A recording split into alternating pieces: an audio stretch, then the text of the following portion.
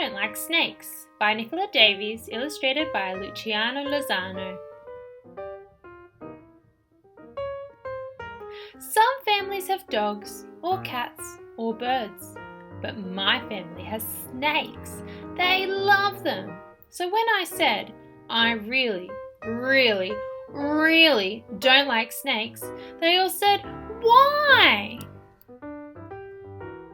Because, I said, they slither. Snakes have to slither, said my mum. They don't have legs, so they bend like an S and use their ribs and scales to grip. It's the only way they can move. Snakes slither in different ways. Concertina slithering. The snake grips the ground at its tail end with the scales on its underside and stretches forward with its head end. Then it grips at the head and pulls the tail end forward and starts all over again. Serpentine slithering. The snake uses its scales for grip and presses against the ground and against objects on either side with the curves of its body to push forward. Caterpillar crawling.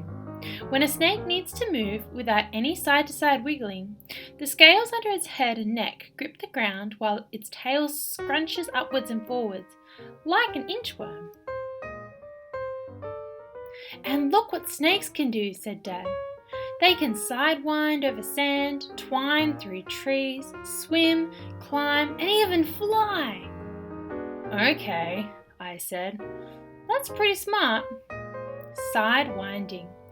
On soft slipping sand, a snake moves by lifting its head and neck off the ground, gripping with just 2 points on its body and bending like an S between them. Flying. A few forest-dwelling snakes can flatten their bodies and glide like a floating ribbon from one tree to the next. Twining. Snakes can twine around branches or stretch their bodies across big gaps to move through trees. Climbing. Gripping with their belly scales and using caterpillar crawling, snakes can climb tree trunks and walls. Swimming. Many kinds of snakes can swim, and some live in rivers and even in the ocean. But what about their slimy, scaly skin? It's icky. Snakes aren't slimy, said Mum. If you touch a snake's skin, it's dry.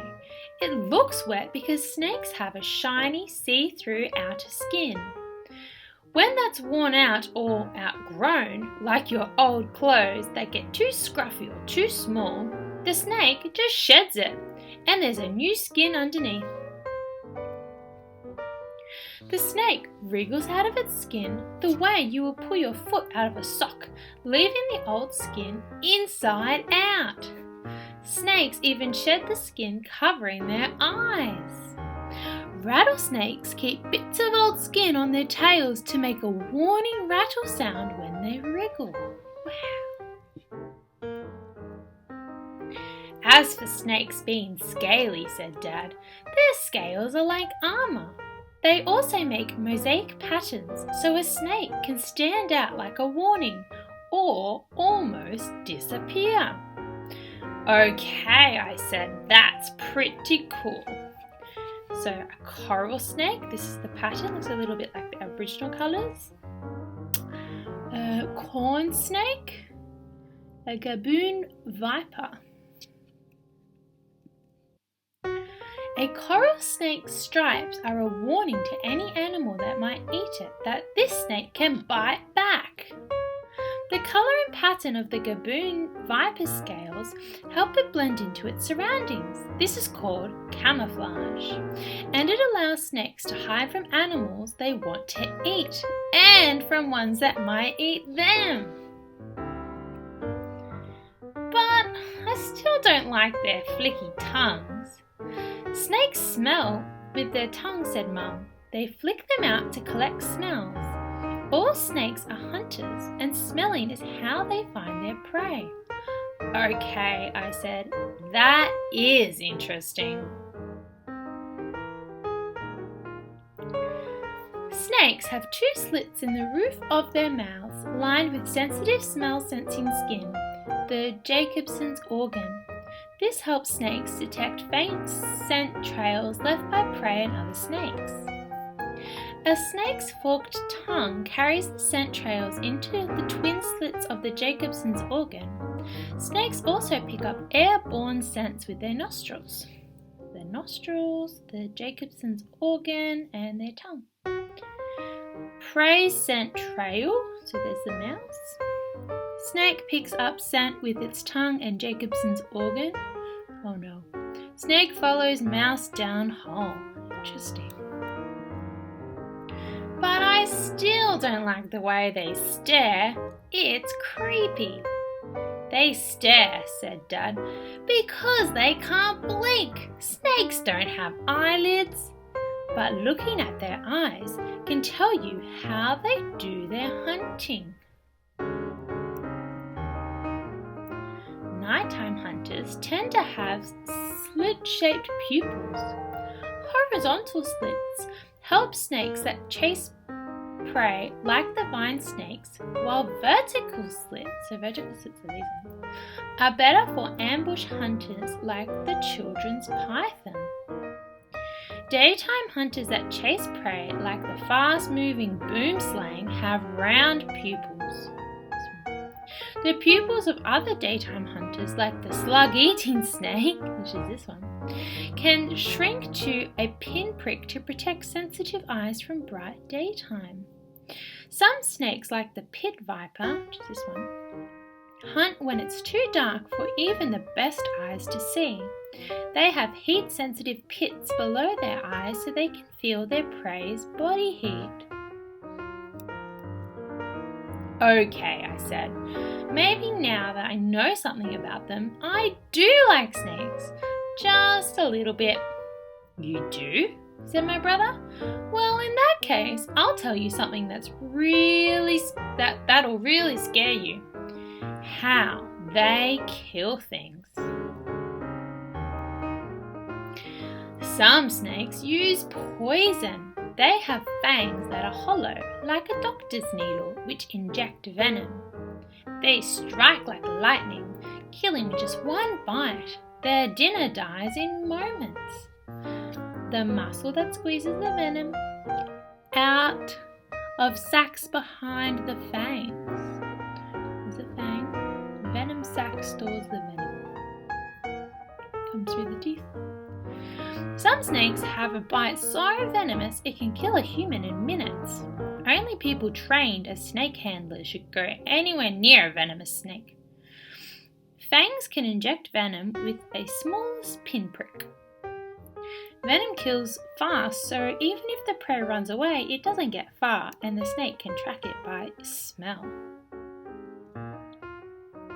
Other snakes are stranglers. They use their body like rope to tie prey up and squeeze the life out of it. Snakes that kill like this are called constrictors. They wrap their bodies around their prey and squeeze tight until they feel the prey's heart stop beating. Most snakes are shorter than a jump rope and eat mice and rats, but some are big enough to kill animals as large as a deer or kangaroo. But however snakes kill their prey, there's only one way they can eat it. They don't have claws to rip food into pieces. Or the right kind of teeth for chewing, so they have to swallow meals whole. So, my brother said, what do you think of that? Oh my gosh. Look at the snake eating the kangaroo. Oh my gosh. I think that's great, I said. What's more, I have something to tell you. It's something I found out myself, and that's how snakes have their babies. Some snakes give birth to live babies, but most lay eggs with leathery shells that can take months to hatch.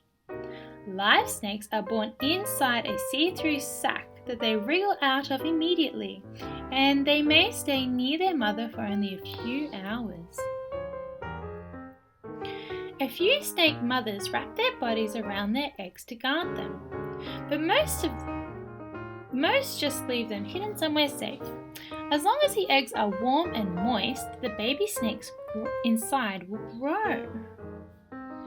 When they're ready, they wriggle out of their eggs and then they're off into the world. Slithering, tongues flicking, unblinking, scaly and shiny and snaky. And beautiful. And you know what? I said. I really, really, really like them. All about snakes. There are almost 3,000 different kinds of snakes in the world. They are found everywhere except for the Arctic and Antarctic, New Zealand, Ireland, and some remote islands in the ocean. Some snakes are as small as a shoelace and some are big enough to swallow a child. They thrive in almost every kind of habitat and can even be found living in the ocean. Their beauty and variety demonstrate the amazing things that can be done with a body that is really just a tube. So that's the small snake, and then that's an anaconda. And then you have the index. Look up the pages to find out all about these snakes. Don't forget to look at both kinds of words, this kind and this kind. The end.